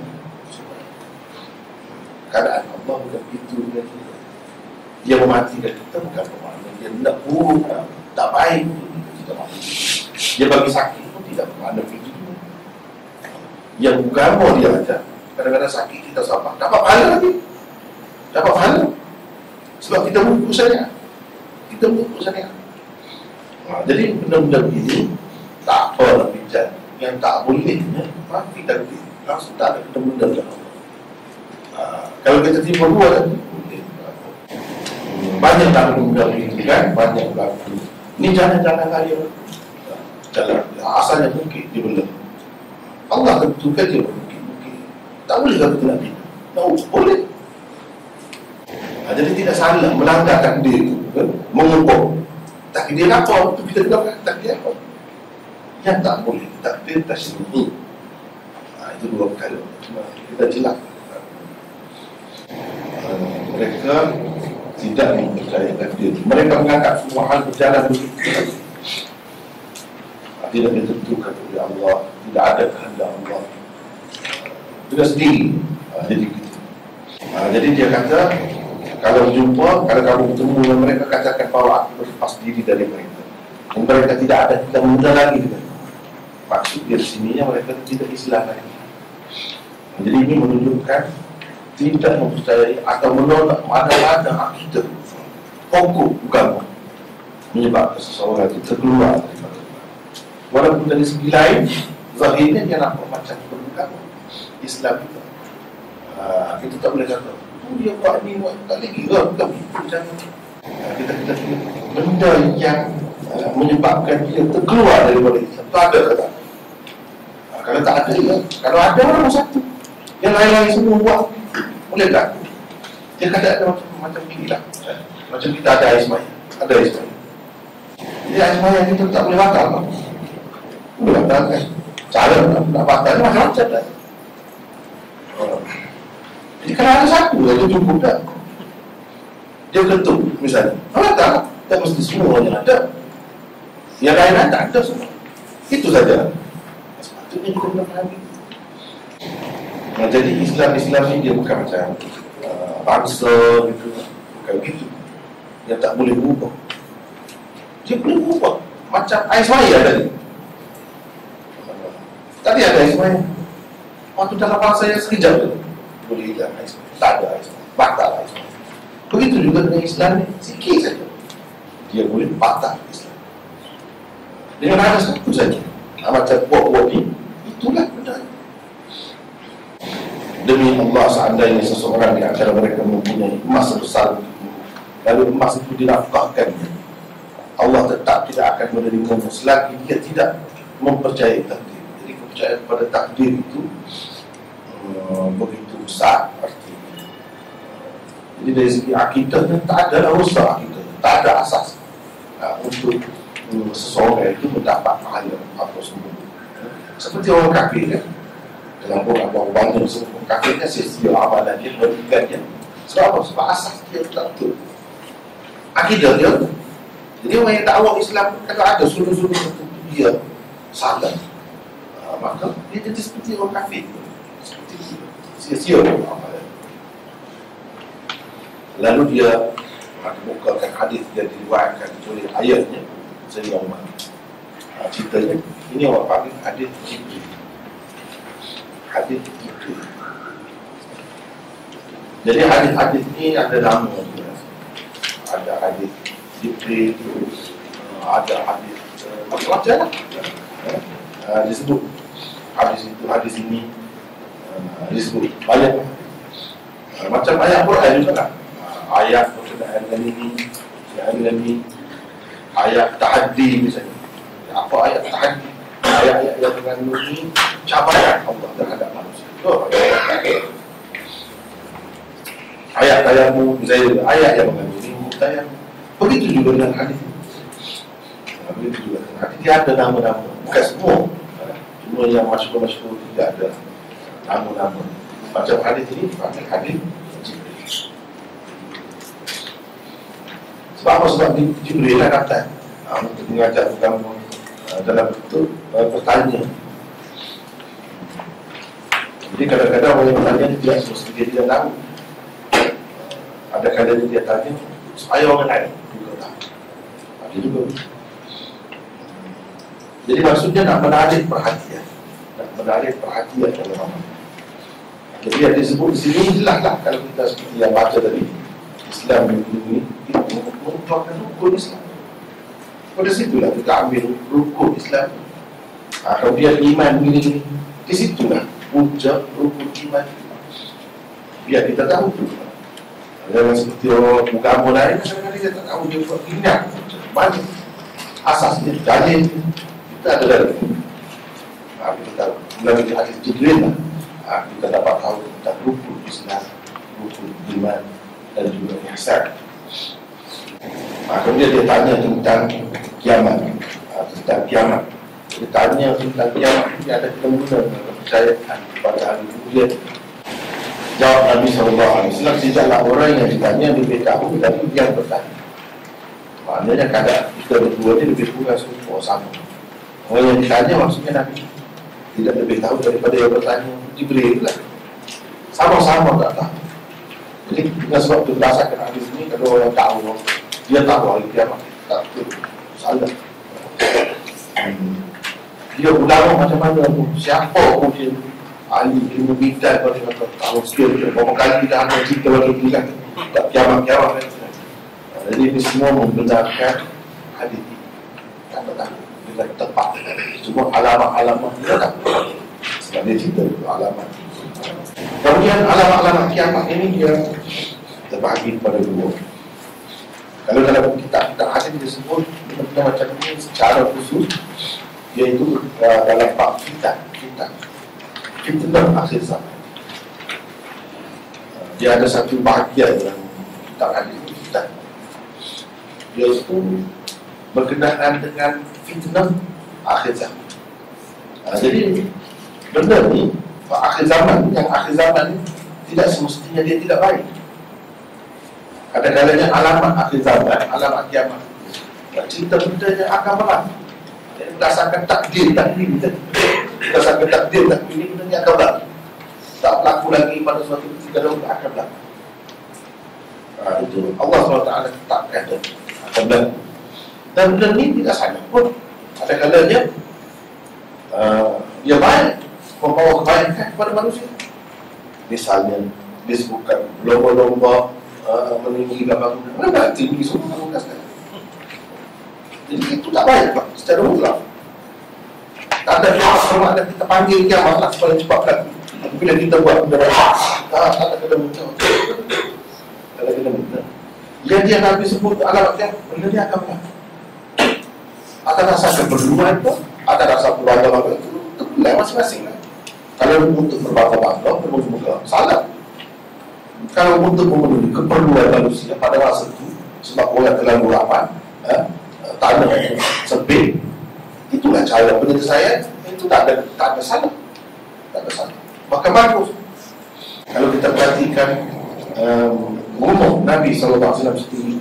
Kalau kita nak jadikan asas, walaupun paling ringkas, sudah nampak ringkas tingkat, dia ada tingkat, dia ada loading, dia duduk di bahagian atas ada.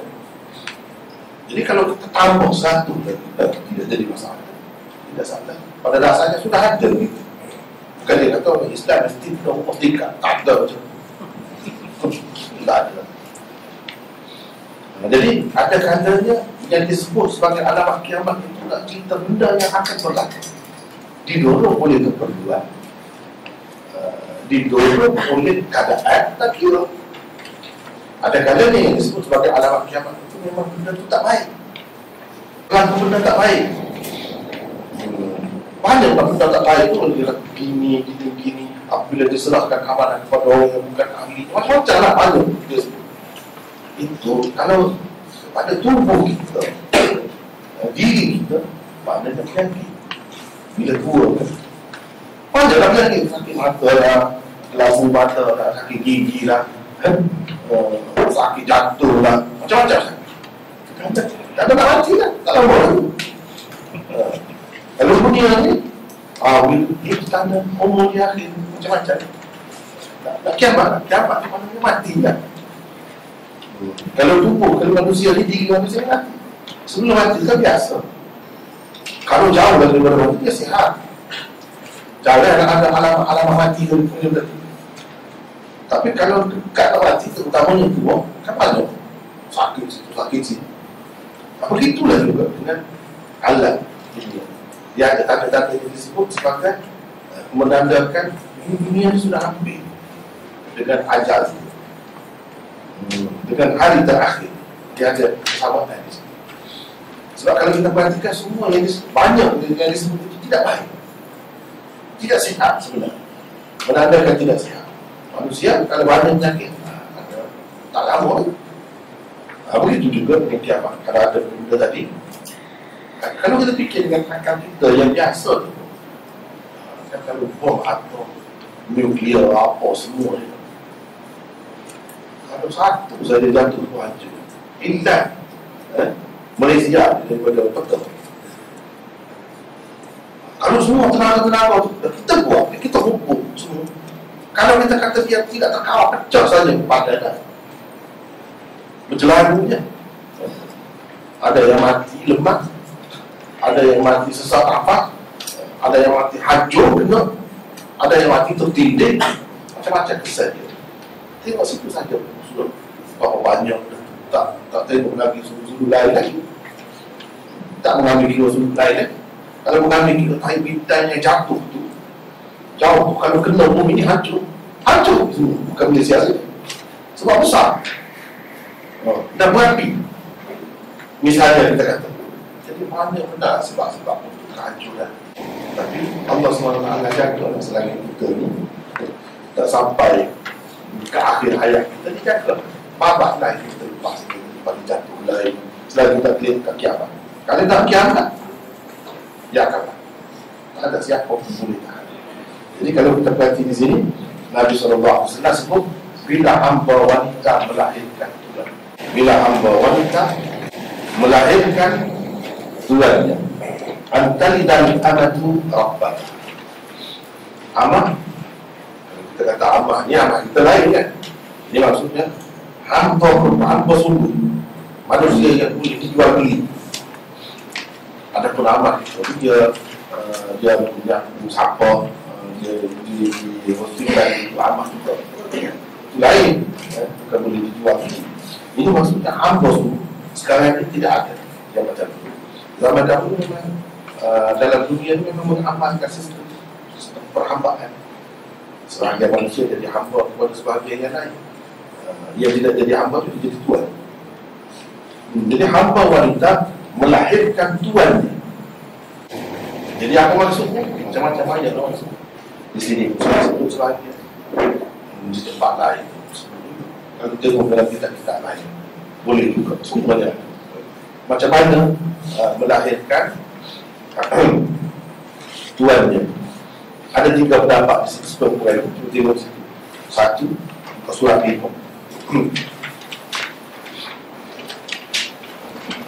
Orang-orang Islam akan menguasai negeri-negeri orang kafir dan mendapat ramai kawanan. Satu anak macam ada yang dilahirkan oleh seorang hamba perempuan hasil daripada tuannya itu sama mulia seperti bapaknya. Mulianya sama seperti bapaknya. Dia jadi merdeka juga. Ini menunjukkan salah satu tanda kiamat itu ialah orang-orang Islam akan menang besar dalam menaklukkan negeri-negeri orang kafir itu. Satu kenapa? Sebab zaman dahulu nak jadi hamba dia pegang. Bila pegangnya kalah, dia jadi tawan. Dia jadi hamba. Bila jadi hamba, anak tu merdeka. Anak tu kemudian kalau dia jahil, dia kuasai gitu. Tapi sekarang tak apa. Suatu ketika dahulu memang apa. Yang kedua, tuan-tuan hamba akan menjual ummu walad. Akan menjual ummu walad. Ummu walad ni hamba, dia bergaul dengan orang merdeka dan dapat anak. Itu dipanggil ummu walad. Secara berleluasa sehingga dia mungkin dibeli oleh anak-anaknya sendiri tanpa disedar. Dari segi Islam salah jual ummu walad, tak boleh dah. Kalau seseorang itu dia ada hamba, dia tak betul kahwin, dia tak bergaul, mengadakan hubungan seks dengan hamba dia, itu boleh. Tidak sendiri pun boleh. Tapi bila dia dapat anak, dia tak boleh buat sewenang-wenang terhadap hamba. Dia tak boleh jual, tak boleh apa begitu. Tapi mungkin berlaku dia jual hamba itu, ummu anak dia, yang dia gaul itu dah dapat anak ni, dia boleh tahu dengan dia jual, dia tak tahu. Kemudian anak dia sendiri tinggi. Itu berlaku dalam sistem perhambaan dan sistem penyelidikan. Ini menunjukkan salah satu tanda kiamat dalam masyarakat tidak tahu lagi tentang keharaman menjual buah. Kita dulu kerana mereka telah mengabaikan hukum syarak. Pendapat ini sesuai dengan jumhur ulama yang mengharamkan menjual mereka. Tak apalah kami. Jika bicara anak derhaka telah menjadi satu perkara biasa, seorang anak itu akan melayan ibunya seperti seorang hamba abdi. Antalidal anatu rabbata. Saya ada bicara dengan panjang dalam cara bercakap. Dia sebut antalidal anak. Hamba ni di sini bukan nama anak hamba abdi. Oh, kita semua hamba Allah. Abdullah Muhammad. Kalau lelaki, kalau perempuan amatullah. Lelaki Abdullah. Tidak hamba dalam kita semua ni hamba saya. Hamba saya hamba Allah. Kalau lelaki Abdullah, yang perempuan amatullah. Jadi amat di sini maksudnya orang perempuan. Tidak mesti dia itu hamba. Antara dalam amatu perempuan melahirkan rabbataha. Rabbah, bukan rabbah, tapi rabbah. Rabbata di dalam hadis yang pertama. Boleh kita perhatikan teks asal itu pada buku surat 2 Arab dia antan dan amatu rabbataha. Perempuan melahirkan tuannya mana perempuan. Oh, itu yang saya takut.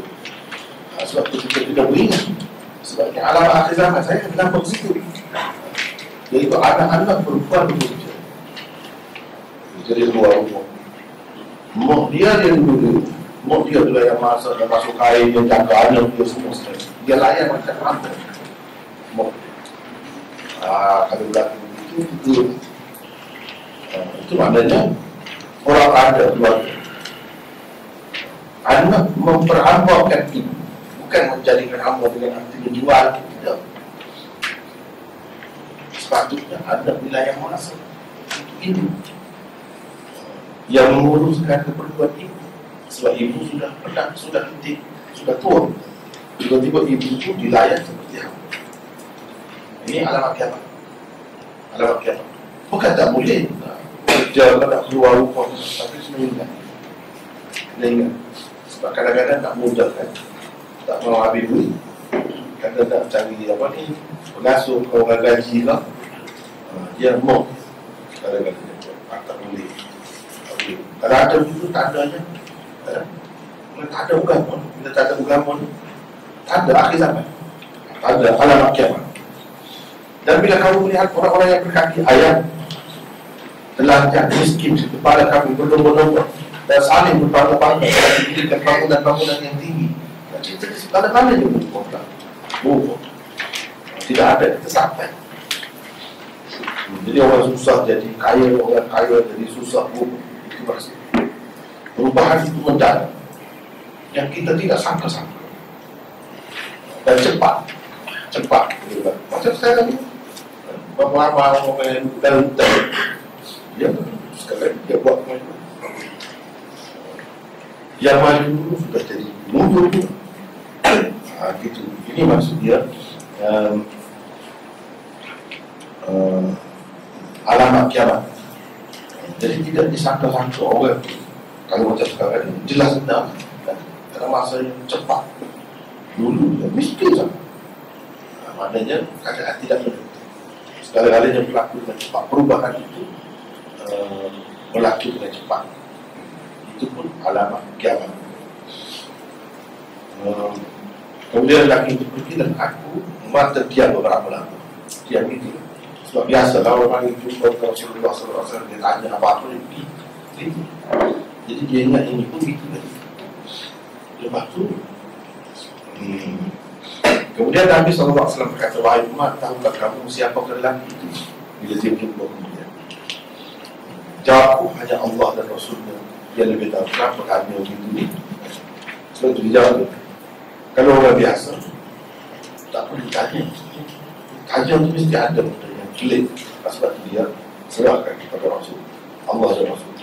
Kata Nabi, itulah Jibril yang datang kepadamu untuk mengajarkan agama. Agama yang diajarkan untuk aku pun Islam. Tak ada tanda kiamat. Jangan kita jadi penyumbat. Jadi semakin hampir, semakin dekat dengan kiamat. Jangan kita jadi penyumbat. Seperti jangan kita menjadi penyumbat kepada seseorang yang jadi sakit semakin tenang, semakin dekat dengan kematian. Jangan kita buat itu. Jadi kalau kita buat benda-benda begini, boleh mempercepatkan. Tak sepatutnya orang Islam yang yang sepatutnya menjadi penyelamat, dia menjadi pemusnah, dia menjadi perosak. Itulah sebahagian daripada perbincangan hadis pertama untuk malam ini. Dan apabila kita mestikan malam ini, insyaAllah akan sampai dengan yang kedua dan seterusnya. Assalamualaikum warahmatullahi wabarakatuh. Kita bersama saya yang lebih dari pernah agak luar ini ya. Yang ada pada itu boleh tutup dengan Iwan.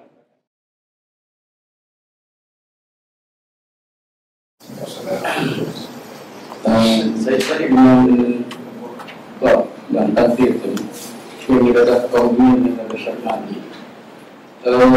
Akhirnya saya kalau kita kata semua dan bagian itu bukan ke asli benar ditulis di Mampus. Ya, jadi bermakna segala-gala sesuatu yang berlaku telah pun dikauniakan kepada setiap orang. Jadi sekiranya pada masa itu dia tidak memilih satu jalan, iaitu jalan kebenaran. Ya, dia pilihan dia dapat dosa. Adakah pilihan itu tadi telah dikauniakan kepada dia? Sifat pilihan itu memang dia betul. Tapi yang maksudnya tadi itu telah pun sulit dimaksud. semua sudah dengan arti ada dalam ilmu. Ya, itu memang. Assalamualaikum warahmatullahi wabarakatuh. Saya akan jelaskan sebab ada ayat Quran surah An-Nisa ayat yang ke-28. Qul kullun min indillah fama li haula'il qaumi la yakaduna yafqahuna haditha. Kemudian ma asabaka min hasanatin fa min Allah wa ma asabaka min sayyi'atin fa min nafsik. Jadi ayat yang Kul-kul min indillah dengan ayat yang seterusnya itu macam bertentangan. Nampaklah. Kami tak terjelaskan. InsyaAllah kita akan bincang dengan lebih detail suatu hari nanti. Tapi secara ringkasnya, Kul-kullum min indillah menceritakan semua ni seperti yang kita dalam ini. Ketentuan. Kita ada sifat memilih. Allah. Bila ada sifat memilih, kita boleh pilih. Itu memang kehendak dia ada. Jadi semuanya daripada Allah tu baik buruk kita. Dengan sebab kita ada sifat memilih tadi kan. Sifat memilih daripada siapa? Daripada Allah. Itu maksudnya. Kita ada ikhtiar. Siapa yang buat ikhtiar? Daripada Allah. Ikhtiar nak pilih. Dia tak suruh dia larang kan. Bila kita jangan pilih ini. Jangan jadi kafir. Jangan ini. Dia larang. Sebab kita sudah ada ikhtiar. Yang siapa? Yang tentukan, yang buat Allah.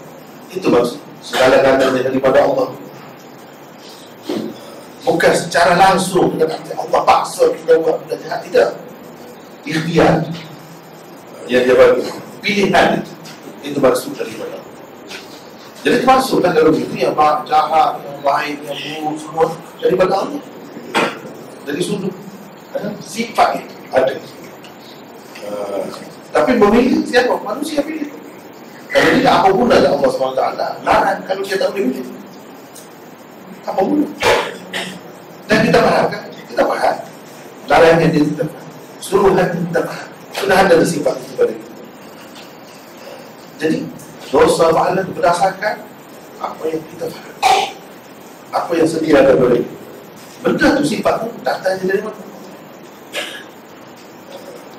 Dan kemudian ma asabaka min hasanatin fa min Allah wa ma asabaka min sayyi'atin fa min nafsik. Itu pelajarannya, jangan menyalahkan Allah. Jangan yang tak baik itu kata ini sebab Allah kan. Kita sudah dibagi ya, bagi pilihan, ada usaha, ada kuasa. Kita boleh pilih. Kenapa kita kata begitu? Tak sepatutnya kata begitu. Tak sepatutnya kata begitu. Kita dengar ini yang saya buat. Sebab itu saya berhak mendapat, kita kata, pahala. Sebab saya buat benda dengan pilihan saya. Sebab itu patut saya masuk neraka misalnya. Ma asabaka min hasanatin famin Allah. Itu secara beradab, selain daripada itu dah cerita adab. Sepatutnya kita kata yang baik itu daripada Allah, yang buruk itu daripada kita. Jangan kita letakkan segala-galanya pada Allah, sebab kita sudah ada ilmu. Itu kisi itu. Assalamualaikum. Maulana. Nama saya Iwan. Saya nak bertanya tentang bab kahwin. Kebelakangan ini banyak kita dengar kes-kes yang dipasanggung, iaitu seorang lelaki ini mengahwini perempuan yang mengandung, yang diwancar. Dalam surah Talak ayat 4, Allah ada beritahu kita bahawa hukum lidah bagi perempuan mengandung itu adalah sehingga dia melahirkan anak. Jadi adakah perkahwinan yang pasanggung ni, yang berkahwin dengan perempuan yang sedang mengandung itu tidak sah atau sah? Dia salah, berdosa. Dari segi sah tu sah. Dari segi sah tu sah. Itu kalau kita kata mengikut pendapat yang mengatakan susah. Yang kesalahan dia sebab dia melanggar perintah Allah, iaitu bila nak kahwin mesti kena habis hidup. Dia melanggar itu salah. Dari segi dia kahwin itu sah. Ini mengikut satu pendapat. Satu lagi pendapat tak sah. Jadi tak sah, jadi dia kena buat macam mana? Nanti habis hidup. Jangan pada masa hidup dia kahwin, sebab itu bukan masa dia. Seperti kita kata seseorang tu berhaid, dia dah sembahyang masa tu tahun, tak sah sembahyang. Nanti dia suci dulu dah baru sembahyang. Jadi yang ni jadi nanti habis hidup baru dah masa sah. Jadi yang nak tanya ni apa bendanya dari segi hukum tu semata-mata. Kalau sudah berkahwin, maknanya tidak tunggu sampai dah habis, itu sudah kahwin, tak usah pakai itu. Tak pakai. Walaupun ada yang kata boleh, tak usah pakai. Mana kita akad lain lah. Itu caranya kita sayang. kalau kita dah berkahwin, maknanya kena akad sekali dua. Dan anak-anak yang lalu kira anak besar sebelum kita akad sekali dua. Itu dikatakan syubhat. Ada syubhat. Kahwin dengan cara yang ada masalah. Tapi kita nak hukum dia tu misalnya kalau hukum hudud berjalan, kita nak hukum tak boleh sebab ada syubhat. Syubhatnya setengah ulama kata boleh. Sah, bila sah dia tak boleh dihukum lah, bukan berzina lah. Ada cuma ada syubhat lah, dipanggil termasuk dalam waqti syubhat. Waqti syubhat itu tidak membawa kepada seseorang yang dihukum dengan hukuman yang ditetapkan. Kata yang selalu dalam kitab dia buat contoh gini, seseorang tu dia ada isteri dia di rumah, isteri dia ada isteri dia beradik-beradik. Kadang-kadang dalam gelap dia ingat ke isteri dia. Macam-macam kalau gelap. Jadi apakah kita nak kata dia berzina? Tidak. Cuma persetubuhan itu berlaku dengan syubhat. Dan anak itu kita nak kata haram betul, seperti mana dalam keadaan dia sedar, dia nampak, dia tak. Tidak boleh kita kata anak haram. Cuma dia salah lah perbuatan tak patut berlaku begitu kan. Tapi boleh berlaku kan. Yang pada dia berlaku, kita katakan dan tidak isteri dia, kenapa dia diam? Itu boleh berlaku. Kenapa dia tidak tahu lah? Misalnya dia jangan aku demi. Jadi waktu itu apa kan? Waktu syubhat. Persetubuhan itu syubhat. Jadi atas dasar syubhat dari segi hukumnya tidak digunakan lah. Nak rejam ke, nak sebab ke, tidak tahu. Kalau berlaku sama juga dengan yang tadi. Tapi sebaik-baiknya kita akad lain lah. Kalau berlaku itu akad lain. Jadi sudah lama. Kalau sudah lama sana tak perlu kan. Itu saja. Cuma baiki keadaan. Itu satu kesalahan yang telah berlaku pada kita berdosa. Minta ampun, itu saja. Kalau sudah lama, kalau masih dekat lagi, cara yang terbaik yang akan lagi. Ustaz, minta oleh kerana dekat dengan sekarang ni mak kita. Jadi secara ringkas apa makna mak kita tu? Ma'a tu, kata ma'a yang selalu digunakan oleh orang ramai lah, dari segi bahasa. Saya rasa dari segi dia nak seluruh masyarakat ni sedar ruh hijrah. Jadi kita hendaknya bersama dengan hijrah, dan kita faham maksud hijrah. Maksud ma'a tu dengan makna bahasa. Dari segi bahasa, dan dia tak ada dari Nabi SAW. Assalamualaikum warahmatullahi wabarakatuh. Saya ada dua soalan tentang oleh kerana hari ini kita berbicara dan berdiskusi tentang kitab beriman. Saya ingin soalan, adakah pernah berlaku khilaf di dalam para sahabat dalam isu akidah? Kedua, sebahagian daripada rencana untuk kita hanya berpegang kepada riwayat mutawatirah, sama ada dalam bentuk ayat Al-Quran atau hadis mutawatirah. Bagi sebahagian orang, hanya dua ini saja yang terpakai untuk akidah, sedangkan hadis ahad walaupun sahih tak diguna pakai. Atau kita faham tentang ittijah. Dia memang ada dua pendapat dia. Dia banyak kan. Sama ada dari segi dia ada khilaf. Dia ada khilaf. Kita cuba faham tak? Cuba faham. Kita ni yang belajar ni, cuba faham dan cuba menghormati pendapat orang lain. Memang betul lah seperti yang dikatakan tadi, setengah-setengah ulama dia pakai nak jadi akidah ni apabila Quran itu maksudnya mutawatir lah, mesti mutawatir, dan hadis yang mutawatir.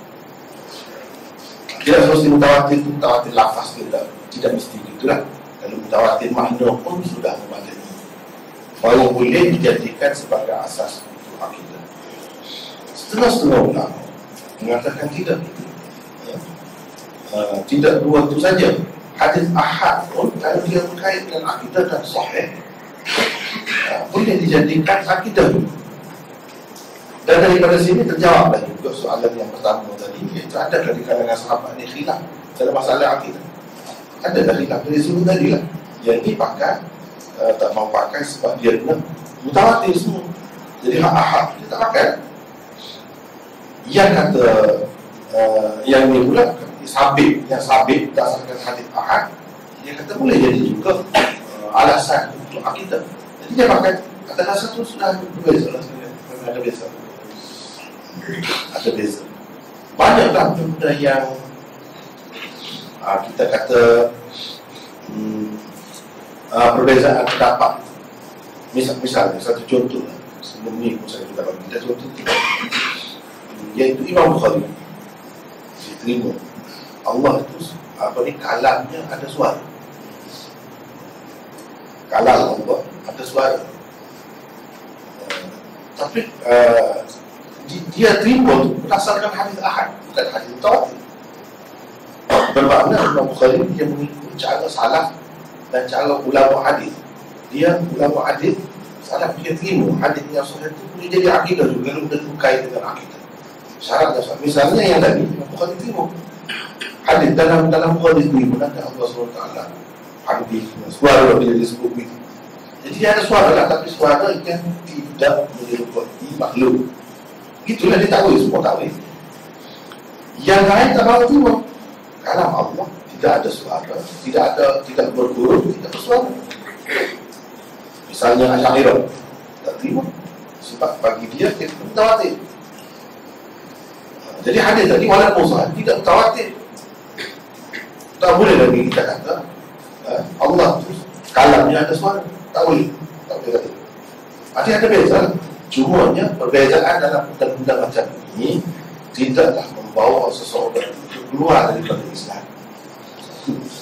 Yang kedua, keluar daripada ahli sunnah. Sama-sama ahli sunnah.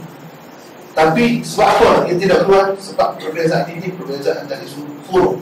Orang panggil furu' akidah. Akidah ni ada usul, ada furu'. Kalau pecahan itu perbezaan dalam furu' akidah tak ada masalah. Macam tadi Imam Bukhari semua orang tahu, orang belajar tahu. Imam Bukhari percaya Allah ni kalatnya ada sebab. Sama juga dengan tangan apa itu ada dalam Quran. Tangan itu yang tidak menyerupai makhluk, yang layak dengan ini tu macam tu juga dia percaya begitu. Tak ada siapa pun kata Imam Bukhari ini sesat ke ataupun tidak ahli sunnah. Tak ada. Maka dia dianggap sebagai imam ahli sunnah kan.